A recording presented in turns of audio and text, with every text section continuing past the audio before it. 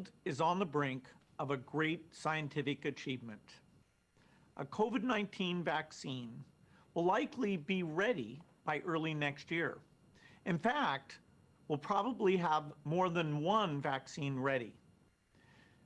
These vaccines will allow us to save millions of lives. They'll also have another enormous benefit. They'll allow us to develop a plan for the world to globally eliminate COVID-19. To achieve this goal of global elimination, we need three things: the capacity to produce billions of vaccines, the funding to pay for them, and the systems to deliver them everywhere. The world's low and lower middle income countries are home to nearly half of the global population.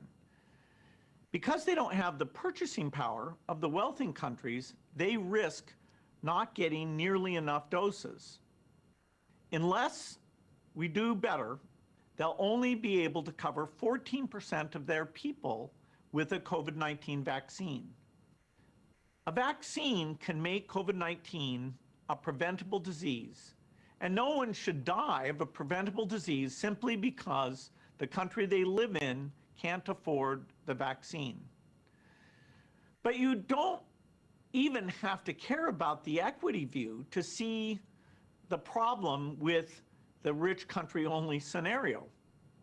Today, even wealthy countries with very low case numbers are still suffering. Australia and New Zealand have done a great job and gone long stretches with very few cases inside their borders. But their economies remain distorted because their trading partners are on lockdown.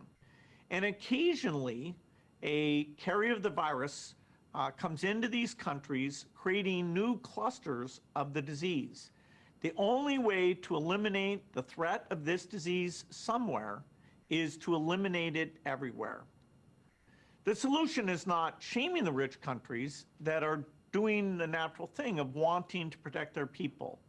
The solution is to vastly increase the manufacturing capacity so we can cover everyone as soon as possible. It's been amazing to see these private companies agreeing to expand drug-making capacity by using each other's factories. We have a number of agreements like this, but we need even more, especially for the vaccine. That's why I'm thrilled today to announce a new joint agreement signed this morning by 16 pharmaceutical companies and the Gates Foundation. In this agreement, the companies commit to, among other things, scaling up manufacturing at an unprecedented speed and making sure that approved vaccines reach broad distribution as early as possible. The next component we need for global elimination is the funding to pay for those vaccines. The pharmaceutical industry has already made significant commitments in this area as well.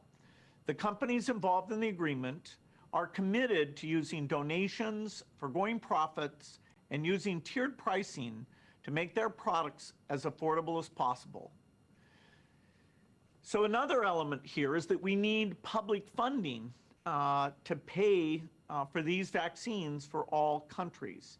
And this is where the ACT Accelerator comes in. It's supported by Gavi and the Global Fund. Both organizations have spent 2 decades becoming experts in how to buy and deliver vaccines, diagnostics, and drugs to developing countries. The United Kingdom has donated enough money for the accelerator to purchase hundreds of millions of vaccine doses for poor countries. I want to thank Prime Minister Johnson and the Foreign Secretary for this amazing leadership commitment. And I want to encourage other countries to do the same. Finally, even when we have the manufacturing capacity and funding lined up, we'll need to strengthen health systems to achieve the broad coverage to deliver the vaccine and monitor for outbreaks. In doing this, we can take the lessons we've learned from the ongoing effort to eradicate polio.